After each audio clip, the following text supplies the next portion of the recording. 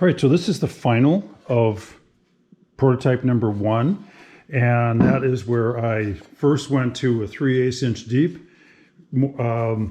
channel, and then so obviously and then a 3/8 inch deep or tongue, right? I did mount the 3-hole threaded tenon on here. This is the 1-inch material, so I've got a 1-inch here. This is 3-inch across. And then I used a 3 3/4 here so that the total overall is 5-inch. So again, 3 3/4, 3-inch, all of that 1-inch.